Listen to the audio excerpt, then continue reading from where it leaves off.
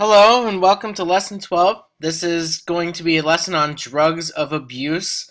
Now, I originally didn't plan on actually doing this, but I wanted to put this in because I think it's really interesting and it's something that's definitely worth learning a bit about and getting to know a little something about in terms of some commonly abused drugs and how they actually affect the body at the level of neurotransmission and how they their effects on different systems and different types of receptors actually translate into behavioral effects and ultimately addiction.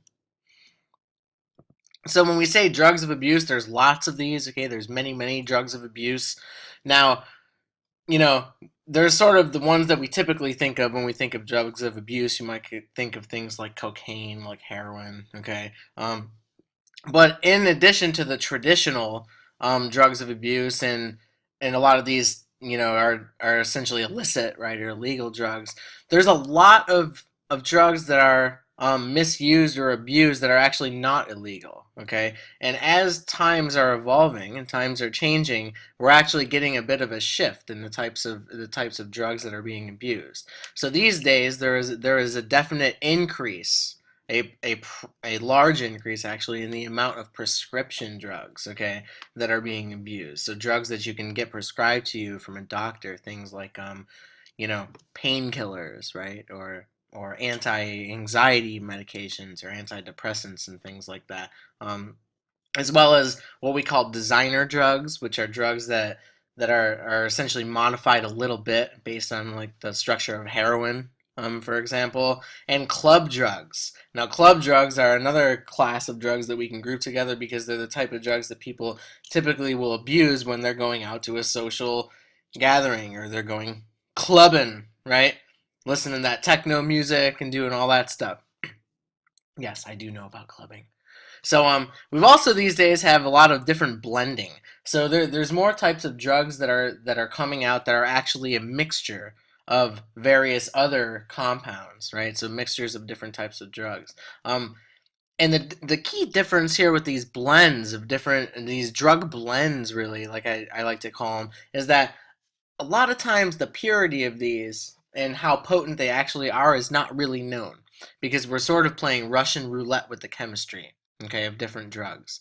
And in pharmacology, we have something called synergism. And synergism is where we can add where 1 plus 1 essentially equals 3.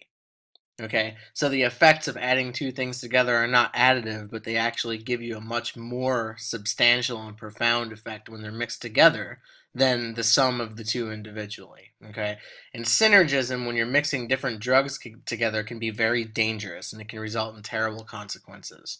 Right? Now, there's different mechanisms of action depending on which different types of drugs of abuse we're talking about. So, for example, cocaine acts very differently than does marijuana compared to nicotine, which is different than both cocaine and marijuana, etc. Right? So they work at different receptors or different transporters or different ways. But the commonality, okay, and there's many commonalities, but the big commonality is that all of these drugs of abuse can lead to addiction, okay? So over time, the more that we use these drugs, we develop something called a tolerance, okay? And a tolerance is when over a period of repeated use, so in other words, we say we use the drug and we use it again, we use it again, say we get in the habit of using the drug, okay? The more that we use it, the less and less that we can actually feel the effect of the drug. And so what ends up happening is we then take larger doses, right, or larger amounts of the drug, or more frequently to try to achieve that same effect that we were originally able to achieve when we first started taking the drug. So that's called tolerance. And then this leads to dependence. And so dependence, when we think about drug dependence, again, it's helpful to talk about these things because they're important, and most people in their lives are going to either they might experience or they might know somebody. Most people definitely know somebody who has fallen victim to addiction to some type of substance, whether it be a drug of abuse that's something illicit, like for example, like a cocaine or something like that, or whether it's actually sleeping pills. Okay, but most people will end up at least knowing somebody who's dealing with this problem. All right. But tolerance leads to dependence, and what dependence really means is that exactly what it sounds like, you're dependent upon the drug. And there's different ways to think about this. So you can have your psychological dependence, right, which really is equates to what we call drug seeking behavior.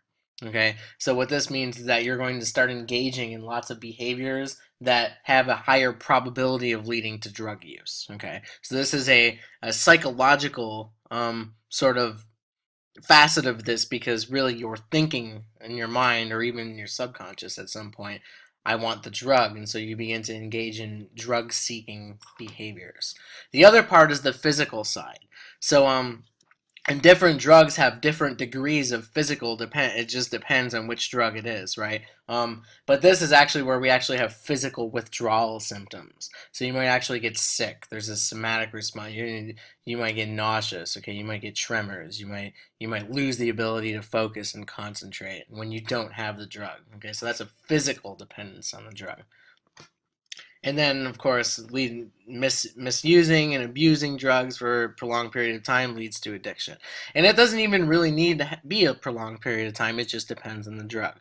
Some drugs, because of their mechanism of action and the way that they're taken, okay, are very highly addictive.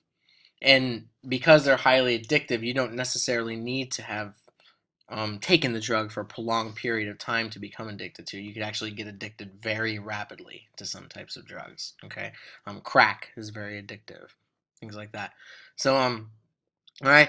But the other commonality and the important part for the neuroscientist, right, is that all drugs of abuse, in one way or another, either directly or indirectly, target the dopaminergic pathway. Okay, so the mesolimbic pathway, the mesocortical pathway.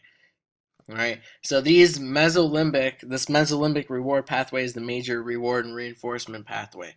So all drugs of abuse, no matter what they are, lead to release of dopamine in the nucleus accumbens. And this is something that was touched upon in that video about Olds and Milner that we watched a while back. Okay. Um, so, and yes, there are a lot of treatment options for users and people who are addicted to different types of drugs, but the problem is that the relapse rate is very high. It's very complicated. You have a blend of biological mechanisms, so you actually have very real biochemical consequences to taking drugs. Even in the short term, but certainly over a prolonged period of time. And so you're dealing with the physical side of it, right? The very biological basis of this, and also with the psychological side of it, and how do you cope with changing a lifestyle that was essentially rooted and geared toward drug seeking behavior, right? So these are things that are very, very difficult to overcome. All right. So there's a couple different ways we can classify. One is by the source, okay? So like I said, prescription drugs are a category, okay? And we can kind of group these many different ways, but right now I'm just going to talk about a couple different categories, and the one is by source. So prescription drugs, we get them from a pharmacy, right? This is a trend where particularly among the youth, but it actually goes throughout the entire population. Where people are really starting to abuse these much more than we've ever seen before, at least that we ever knew about before. Now these things, a few different classes of drugs. Your opioids, okay? So your opioids are the painkillers. These are the ones that you would get prescribed if you had some, for example, you had an injury or you had some sort of back pain that was intolerable. It was making it very difficult for you to function normally. You might get a prescription, okay, for a painkiller. Now these typically are those opioids. We also have the barbiturates and the benzodiazepines. Now, when we talked about the GABA A ionotropic receptor, we talked about how there was an allosteric binding site for each one of these two classes of compounds. Okay, these are typically the things that you'd get prescribed if you were having trouble sleeping. Okay, or if you had some sort of anxiety. So it's very common. Okay, anxiety, depression, these are common sorts of things that many individuals deal with, and so these can sort of help to alleviate some of that anxiety in people who have difficulty functioning because their anxiety is too great. Okay, and finally stimulants, and we know your Adderall, your Ritalin, for example, which is typically prescribed for a treatment of attention deficit hyperactive disorder. Okay, and also could be prescribed for people who are having trouble with too much sleep. Okay, so narcoleptics, people who fall asleep spontaneously and have a difficult time staying awake. Okay, so a stimulant can actually help you to do that. Um, the second source is actually the club drugs. So these are the ones that are most often associated with teenagers and youth. Okay, so things like ketamine, things like MDMA. All right, now you probably most people have heard of ketamine. You've probably heard of MDMA in another way. Um, the names that you probably are used to hearing are ecstasy, okay, Molly. So these are both forms of MDMA. They're a little different because ecstasy actually tends to be a combination of MDMA with actually other drugs as well. So they're cut with different types of drugs all mixed together. So this kind of goes back to what I was talking about earlier, where we have this new age where we're blending drugs together and mixing them together, and it can be very dangerous. And you've probably heard some stories about people who have died um, after taking ecstasy at raves and things like that. And we also have this newer one called Molly. So Molly really is pure MDMA. Okay, so this is the purified form of the compound. And these are usually taken in pill form, and because this powder, the purified MDMA is actually inside the pill, and so you take the capsule dissolves, and the drug goes into the body, right? Um, LSD is a pretty common one that's been around for a long time, and then we've got GHB and Rohypnol, and these are commonly what you would think of as date rape.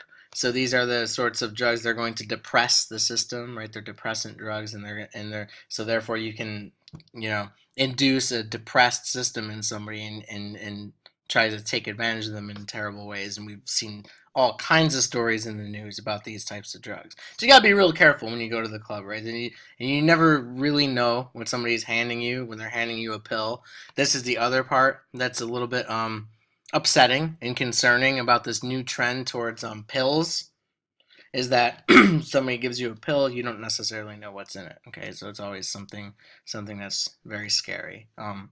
And then your designer drugs, like I said before. All right. So we can also break them down into classes. So we have the opiates or the opioids. This is kind of just a semantic distinction. They're really essentially the same thing. You can think of them as being from the same class. One of them actually comes from the poppy. Some of them are synthetic, but they're basically the same deal. Okay. So these are when we think of things like heroin, morphine. Remember, a lot of prescription drugs that are abused, right, are morphine or codeine derivatives. Okay. So oxycodone, hydrocodone. Those are probably ones that you're familiar with that people will take for what we call their analgesic effects, right? Or it actually relieves pain. Okay, so you might go to the dentist and you might get a root canal. Maybe you get infected or something, and you're just the pain is excruciating and you can't handle it. Right, so they might give you something like an oxycodone for that. All right, the stimulants, these are classics, right? So cocaine, classic stimulant.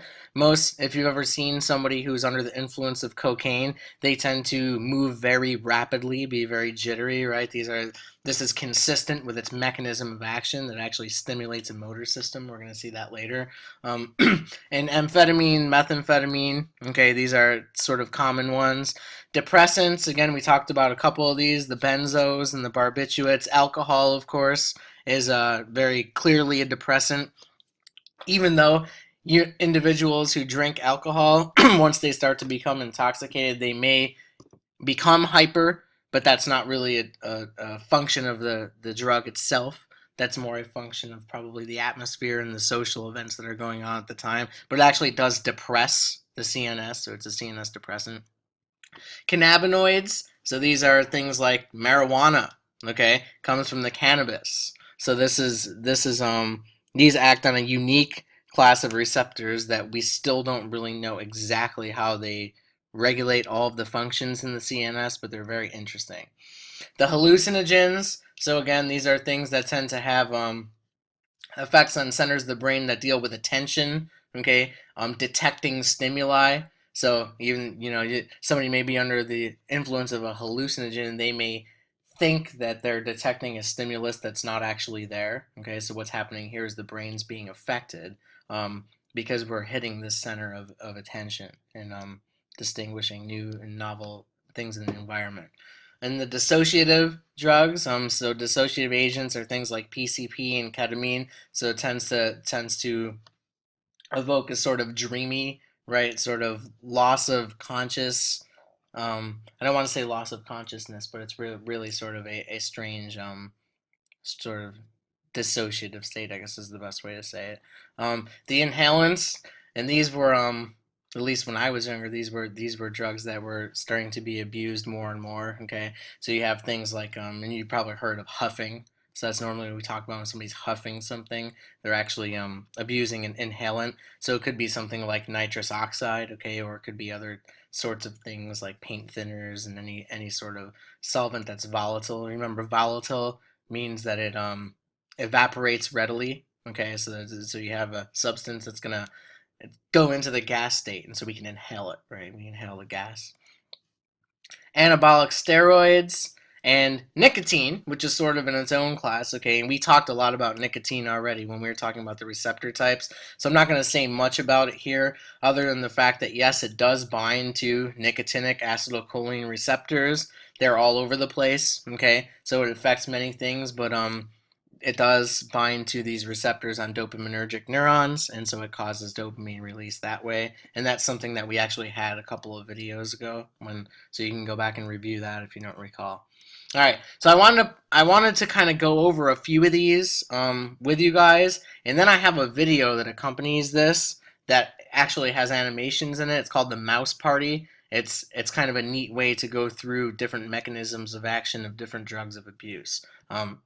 But just to highlight some stuff, because they're so pervasive and the use is so high. So alcohol, we can see from these figures here, this was taken by NIDA, which is the National Institute of Drug Abuse. That's associated with the National Institutes of Health.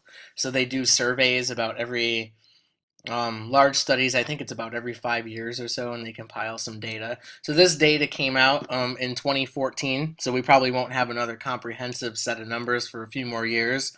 But what you can see here, okay, is that alcohol is a very pervasively used, right? Abused substance. So here we were looking at high school age, so we've got 10th and 12th graders, how many had used in the past month, and we've got about 23%, 37% of seniors, so that's a pretty high percentage, right? Pretty high percentage. In fact, if you go from the age of 12, okay, all the way up, we see that it's a very high number that reports having consumed alcohol within the past 4 weeks in the past month. And what's interesting here is that you can see this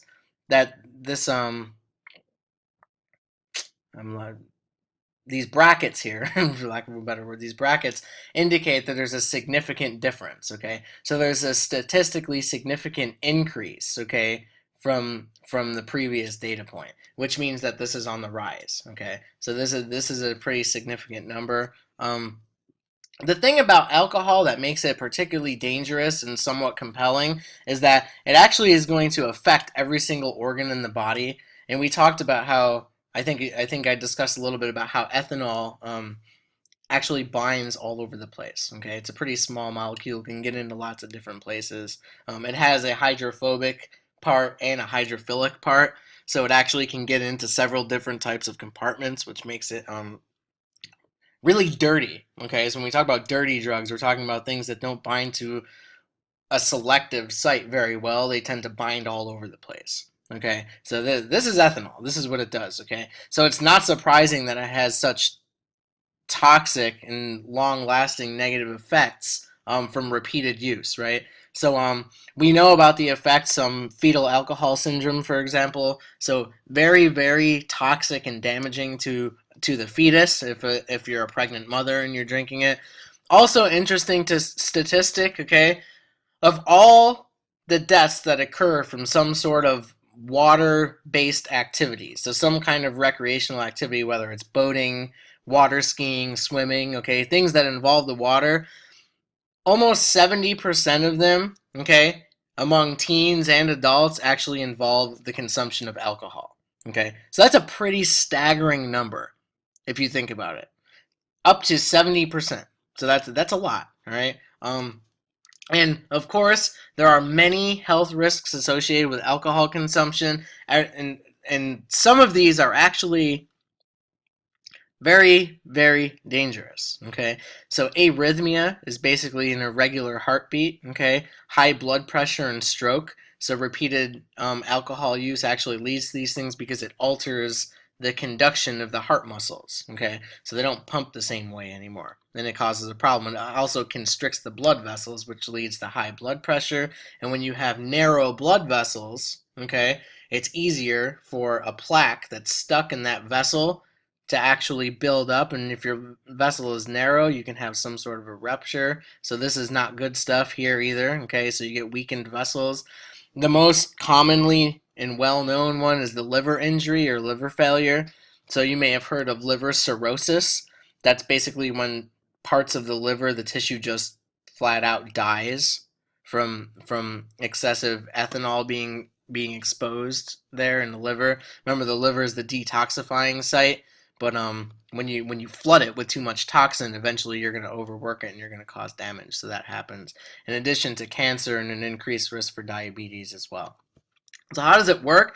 Well, as we said, it's a depressant. Okay, it works at a lot of different places, but I just wanted to show you one because it's kind of interesting. So here you have a dopaminergic neuron, right? That's going to start in the VTA, and it's going to project to the nucleus accumbens, and it's going to release dopamine here. Okay, so here you have a GABAergic interneuron. So this neuron releases GABA. What's going to happen if it releases GABA and GABA binds to this neuron?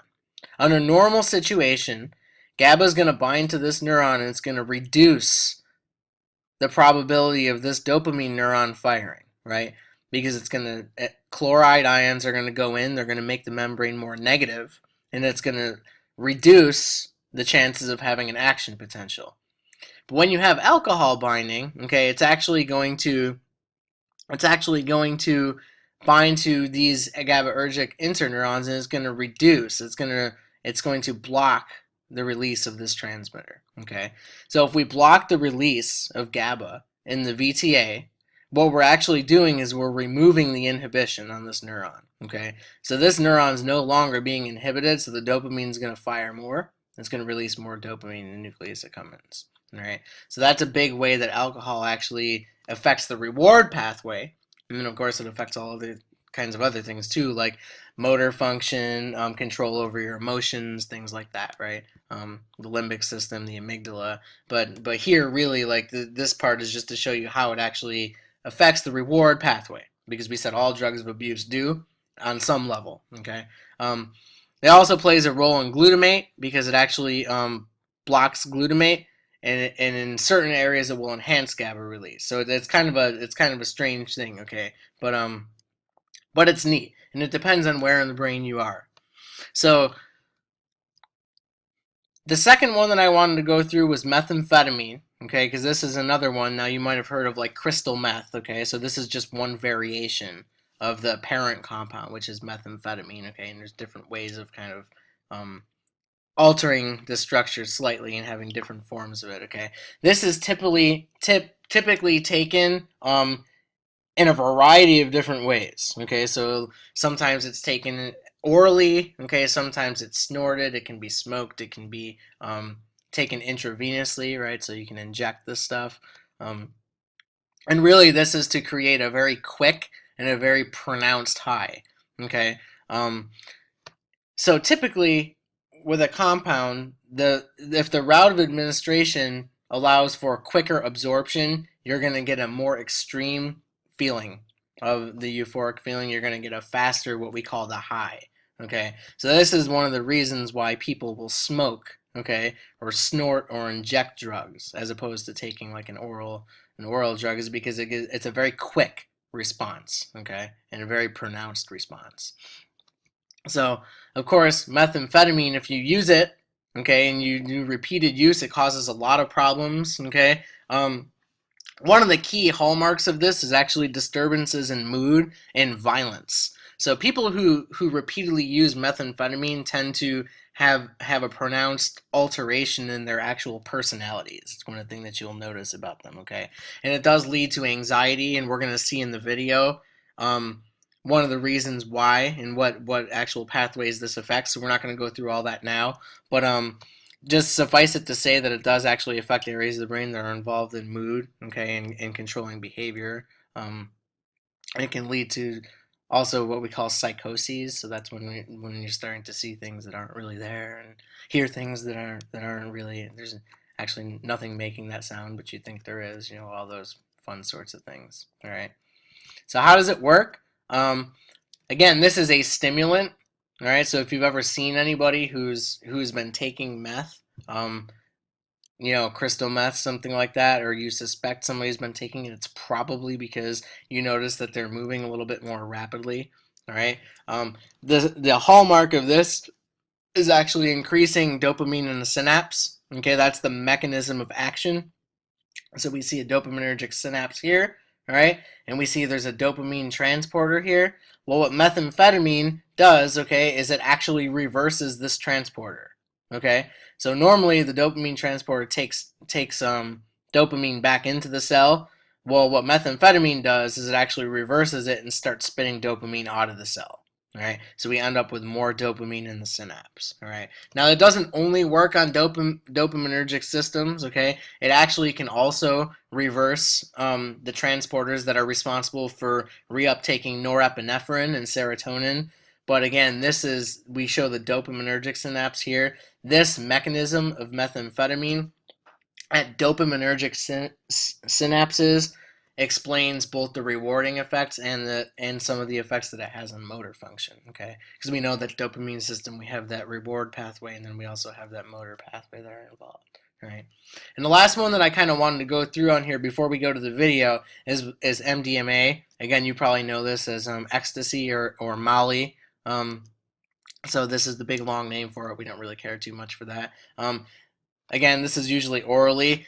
Interesting thing about MDMA, it's more common to actually take this in combination with other drugs. So I'm not even just talking about the mixture. So oftentimes if an individual takes ecstasy, for example, it's not just MDMA, it's actually MDMA that's also cut with heroin, or maybe there's some other things in it, okay, which makes it very, very dangerous, because when these things act together, they can cause very serious problems, okay? But aside from that, oftentimes recreationally, people will take MDMA, they'll take a Molly pill, and they might be drinking alcohol at the same time. They might also take an ecstasy pill, or they might have, be smoking marijuana. So this is one of those drugs that seems to be more, it is more of a party drug. And so it's more often that people take this in combination with other drugs, all right? It's really derived from methamphetamine, right, which is a stimulant. It's a potent stimulant, and mescaline, which is a hallucinogen. Okay, so this compound itself has properties some properties that are similar to stimulants and some from hallucinogenics, based on what it was derived from, which is the mescaline and the methamphetamine. All right, and what this drug actually does is it will have several different effects. When we say affective state, we're really talking about mood. So MDMA seems to promote feelings of empathy, okay, strong feelings of emotion towards other people and towards the environment, which is why you know if you've seen somebody or somebody who's taken ecstasy or Molly, they might be a little bit more touchy-feely and everything might be wonderful and they might be in love with everybody around them, right? This actually has to do with the types of regions in the brain that are being activated by this. Also tend to be energetic as well, right? And euphoria really comes around with all of them. The thing about MDMA is that there is a pretty substantial, what I call the hangover, okay? So this is basically after effects. Now, what's a little bit unique about this drug and compared to a lot of others is that this drug seems to have a lot of after effects that last a little bit longer after the original dose is taken and eliminated from the body compared to some other drugs. Now, most drugs, you will develop some kind of tolerance and you'll have withdrawal if you have repeated use over a long period of time. Okay, but MDMA will actually cause some of these feelings, these sort of quote unquote withdrawal or hangover feelings even after a single usage, and it happens in a short term sort of fashion. So it's a little bit different. Okay. Now when we talk about the hangover, we're really talking about things like anxiety and depression. Okay, sleep disturbance, and this isn't perhaps surprising because one of the main mechanisms of action of NDMA is actually acting at serotonergic synapses, and we know that serotonin is intimately involved in mood, right? Emotional states. It's, serotonin depletion is one of the key reasons we think why that leads to clinical depression. Okay, and so it's also involved in circadian rhythm and sleep cycles and things like that. All right, so these things kind of make sense.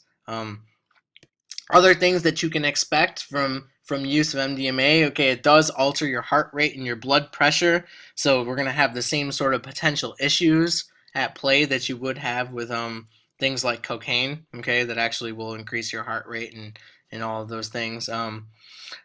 Other health risks associated with MDMA specifically are hyperthermia, and the thing that's a little bit more unique also about this drug compared with some of the others is that these adverse health effects that can occur after use are somewhat unpredictable. So it's not a regular pattern, and it's not a well-defined profile for when and how this is going to happen.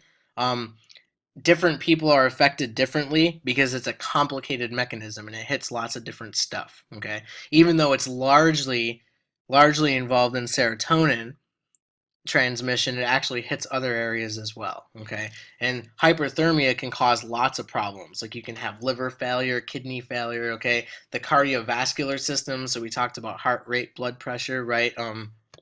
All these things can be affected. And so how does it work? This is what we would classify as a hallucinogenic. So again, we have a transporter here. This is SERT. So this is the serotonin reuptake transporter. Okay. And what happens is when you give this drug, MDMA, or when you take this drug, I should say, the individual takes MDMA, it diffuses in and it's going to get actually taken up into the cell through the transporter. Again, you remember everything has to get into the cell somehow to induce its effect, so it's going to get taken up through the transporter, but it's going to reverse it. So in a similar fashion to what we saw before with the dopaminergic synapse, it's actually going to spit serotonin out into the synapse, all right? But ultimately, it's not just serotonin. Because of the different places where these synapses are, it indirectly is actually going to lead to lots of other release too. Okay? And in general, this is going to increase the amount of serotonin, dopamine, and norepinephrine in synapses throughout the brain. Okay? So it has a very profound effect on many systems, which explains, right, why mood is affected. So we have lots of serotonin in the synapse. Serotonin is important for regulating mood.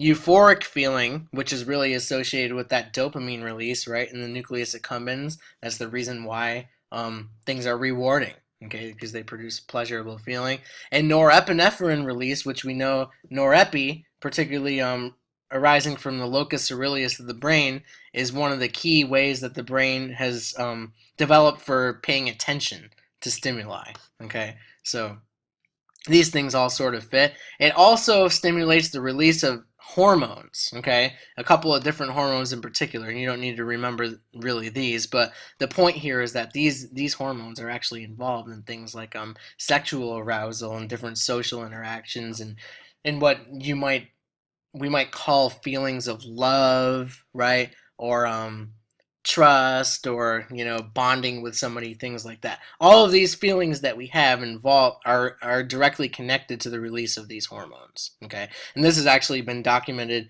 not only in people, but these experiments have actually been shown in rodents as well. Okay, so rodents that are more stimulation of these types of hormones actually results in more of these types of like social and sexual behaviors. So it's something that we know to be true. The problem again with the after effect of this is that you have depletion of the neurotransmitter. So you can imagine, this just shows you in the normal state you have some serotonin that's binding to a receptor. Again, we're using the serotonergic synapse here.